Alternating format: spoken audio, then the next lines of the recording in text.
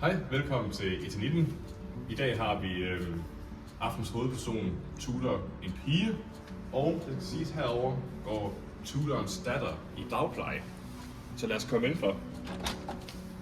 Her står vi i entréen med aftens Tudors diverse jakker. Plads til 1 million sko. Det skal siges, der også er cirka 20 par under Tudorens seng. Og for at være lidt konservativ, så har man også brugt det som et vinskab til diverse vine, der står inde ved skoene her. Yes. Nu går vi ind på Tudorens kontor, så kom med. Det der er specielt herinde, det er, at der er en fin symaskine, som bliver brugt, når Frederik Sølner kommer over til syaften. Udover det, et fint vitrineskab, nogle børnebilleder af nogle børn, hun ikke ved, hvem er, men det er ikke hendes egne i hvert fald. En masse rod. Det skal også siges, at hovedpersonen i dag hamstrer som ind i fanden. Det her skab er kun til hamstresager nemlig. Som I kan se, der er alverdens ting. Håndsæbe, ris, hårspray, tror jeg det er, og diverse andre ting. Og der er selvfølgelig også mere plads til hamstring andre steder i lejligheden. Nu er vi ude på toilettet på den Tudor. Her har vi masse fine andre skønhedsprodukter. En tørretumbler, der aldrig nogensinde er tømt, fordi hvorfor skulle man lægge det på plads, når man bare kan tage direkte fra tørretumbleren? En fin vaskemaskine, som mangler blive gjort ren. Et toilet, og trods alt hamstring, der foregår i det her hus, så er der ikke hamstret nok toiletpapir på en eller anden måde, så der bliver altid, næsten altid, når det bliver glemt, brugt køkkenrulle som toiletpapir.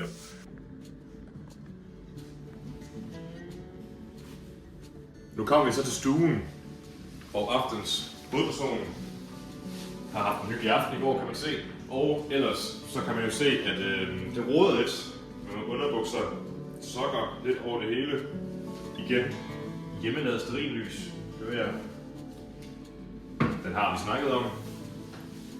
Flere diverse pæne dyre underbukser. Ja. Lad os lige tage et lille kig i, hvad der er i de her skabe og skuffer. Her har vi en masse alkohol, selvfølgelig, og vin især. En masse festspil og mere vin. Her har vi igen en vin, og måske en masse ting, som almindelige mennesker ikke har gemt på. Men jeg ved ikke, om I kan få et tema igennem herover, hvorfor der er så mange ting i skufferne. Her har vi elskovspodiet. Der er simpelthen en masse der medhjælp til, når vores elskede Tudor får Heden Rusling med hjem. Det er sket 2 gange allerede, den her husperiode, tror jeg. Udover det, så er der en masse andre ting, vi kan kigge på. Inde i skabet her er der nemlig ufattelig store mængder tøj. Der er blandt andet også denne her fine Prada-taske til 10.000 kroner. Er den ikke bare smuk? Til 10.000. Ja, udover det, så hvis vi kommer herover, så har vi en fin stor seng.